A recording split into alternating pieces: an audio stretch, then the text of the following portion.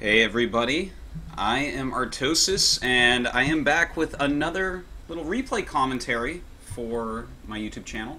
And of course, as you can see, this is ThorZaiN against Sheth, EG against Liquid, a great rivalry in the community, and these two players actually mirror each other so much.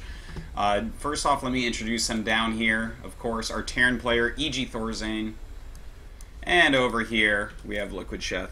So, both these guys are very passive, macro-oriented players. Of course, both very high skill, good manner, all that. But, I mean, get yourself comfortable, get a drink, because this is likely to be an extremely long game. And of course, big thanks to Liquid Sheth for posting his replay pack on TeamLiquid.net, which is where I got this one, and I'll probably do a few Sheth games this week, so check those out on youtube.com/ArtosisTV. So, anyways, you know, this is Antiga Shipyard, and as far as spots go, well, you know, it's better than if, you know, ThorZaiN's right here. If Sheth was right here, it might be a bit harder for him, because ThorZaiN can easily take his third base and easily go up, drop in the main base, and come back to defend very quickly. Whereas here, it's going to be a lot harder for ThorZaiN to actually do that, because ThorZaiN is going to have to go from his natural, you know, here's his third, and then he's going to have to go this way. And that's going to take a lot longer. Getting drops, he's going to have to go way up and around. So that's going to be a little bit more comfortable for Sheth. You know, Sheth would probably prefer to be up here, but, you know, it's not the worst spot that he could possibly get. Also notice that this is the ladder version, just with the gold minerals still. So, important to take into consideration. You know, mules don't gather extra gold minerals anymore, so that's good as far as the balance of it goes. But definitely, the gold bases can be very worthwhile. So, just very standard openings by both of these guys. You know, of course, Sheth going for the hatchery first into the pool. I'll be interested to see, does Sheth like to go for, you know, 4-queen style? Does he like 6-queen style? We'll have to see here. Now, ThorZaiN, on the other hand, looks like he wants to go Reactor Hellion into expansion. You know, this is still somewhat popular amongst European Terrans. In Korea, it's a lot more greedy overall, I'd say, where they go for the expansion first into the Reactor Hellions, and that can be a bit more susceptible to things like roach timings and Zerg basically all-ins. Whereas this build, in particular, you're going to be able to scout that very quickly, and it really shouldn't do anything to you. So it's safer, but it's slower, and let's say Sheth goes right into 6-queen play, and just holds these Hellions off, they don't do anything, and he really powers hard. This opening can be, you know, it can get you behind, basically. You know, this is, it's a safety precaution you do, and since these two seem to have met on the ladder, I'm not surprised ThorZaiN's doing that. You kind of get in a mode on the ladder as a top-end player where you're playing a little bit safer. You're not necessarily doing your most greedy builds that you might do against Sheth in a tournament. And it's good to practice both, so good to see. Let's take a look and see what Sheth is up to. Just making queens still right now. He's already going up to 4, getting a spine crawler as well. And this is actually a good choice. Let's see what he's actually scouted so far. Alright, his Overlord has already scouted that there's a gas, so he knows that it's probably very quick reactored Hellions. So he's not wasting any time getting the spine crawler. A really nice, precautious move by him. And with the 4 queens coming out oh so quickly this game, he's going to be able to guard with this spine crawler, you know, a couple queens standing by, and start doing some creep shred. Also, look at where he's actually laid this creep tumor. I love this location. It's going to allow creep to go up here and basically connect the main and the natural. There might be like a little area here that barely doesn't have creep, but really nice to see that. It's actually very important to connect creep in between the main and natural. So right now, on 4 queens, he's starting to add his gases. Not uncommon whatsoever. With 2 gases added, he might be going just for speed. It is possible he still wants to go for some sort of roach play to secure his third base a little bit easier, but you know, with the queens he doesn't necessarily need to go like that, for that, like in the old days rather. So ThorZaiN continuing to produce Hellions, getting that third command center, so this is kind of a mix of, you know, the safety of going Reactor Hellion first, but also some greed of getting that very quick third command center. You know, he's in a spot with these Hellions that he's basically going to be safe no matter what here. And of course, against Sheth, not likely he's going to attack too quickly. Now we do have a Roachborn coming up, as well as double Evos. And for the double Evos, you know, part of the reason to get these so quickly is the wall. Another, he'll probably go for 1-1 on melee and a carapace, just so that he can go into Zerglings a little bit later on. It's not likely he'll stay Roaches. Now a macro hatch on the way, that once again leads me to believe that it's going to be a Zergling-based game. And of course that is what's popular right now. ThorZaiN continuing to power up quite a bit. Actually going into Siege Tanks with Siege Mode. I love that choice. In fact, the Overlord's seen the Siege Tanks, so no surprises there. He hasn't seen the Roach Horn, but he's going to be safe against anything like that. And the quicker you get Siege Tanks out, the quicker you can actually take your third base. You know, if you don't have enough Siege Tanks on this map, a lot of times Zerg players will hit you with a lot of, you know, Lings, Banelings, sometimes some Roaches, sometimes some Mutalisks at a very aggressive timing attack.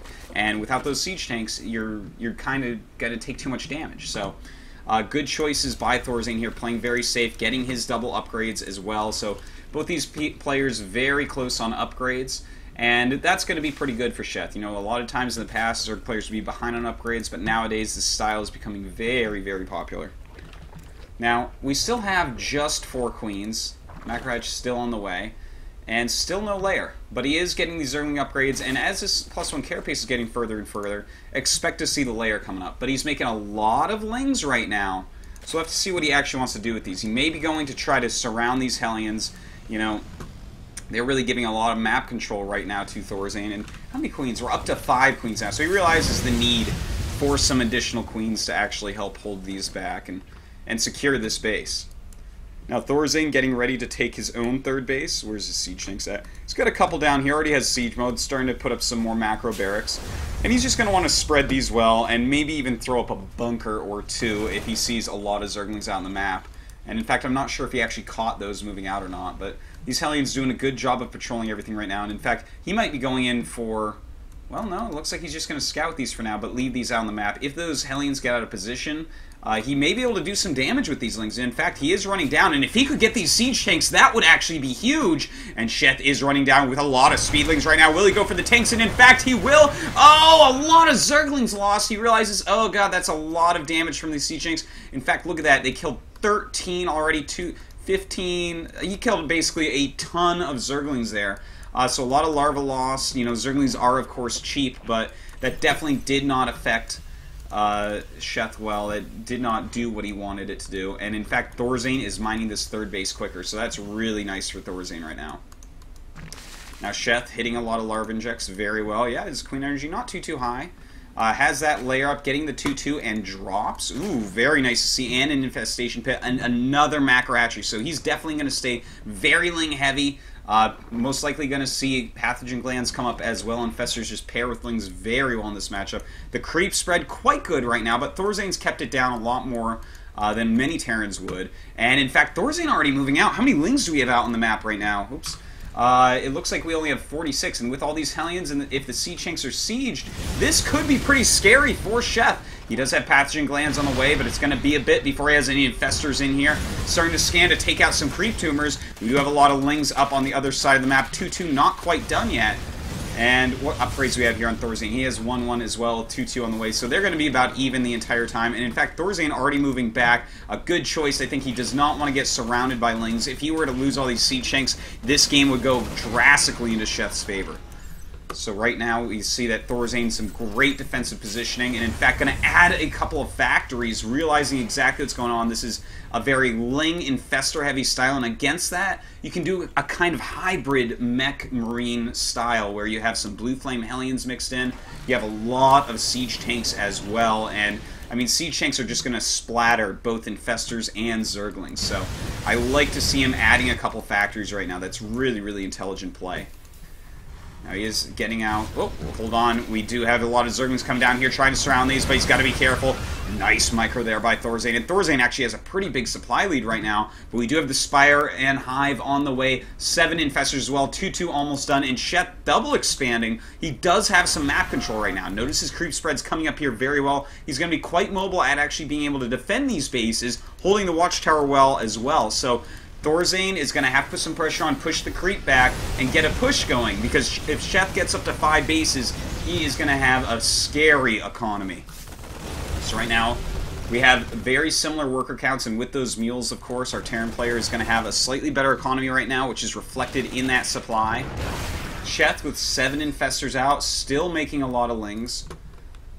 We're going to see what he's going to do here. We do have a medevac being loaded up. And oh my god, I can't believe I missed this for a second. Alright, we do have a huge ling drop. Sheth really utilizing the position here on this map. A great move, and in fact, ThorZaiN may have to come home, but no, it looks like he wants to go for the counterattack. But with all these infestors out, this could be rough. The Siege Tank's a little bit too far behind. He's getting some huge fungals off in the meantime. We still have the lings doing some decent damage. Looks like he will clean it up, but you know, he's lost a lot of his Hellions, and that's a big deal. That makes the lings very effective, and in fact, if he's unsieged and the lings come in, ThorZaiN will, in fact, lose everything, so he's got to be careful about that. These lings are going for what looks like a big counterattack. ThorZaiN has some well-placed siege tanks, but it looks like the Zergling's going to run past there for now. Now, Sheth is a little bit supply blocked, but he's holding this off well enough for now. His Zergling's coming down. Oh my god, the wall is not up right now. There's a lot of Marines in here, but way too many Zerglings at the moment. They do have those 2-2 upgrades, 3-3 on the way for ThorZaiN, but it is not going to count during this battle. And the Zergling's doing some pretty decent damage so far. You know, he's keeping ThorZaiN from actually reinforcing this push at all. And that's always good for the Zerg player. You want to keep them from reinforced. In fact, escapes with quite a few, and might be able to clean up a few more units. And eventually, it looks like he's just going to be able to crush this.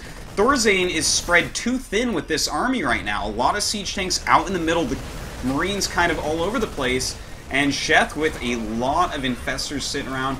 His 4th and 5th hatches, or bases rather, are up, but not mining quite yet.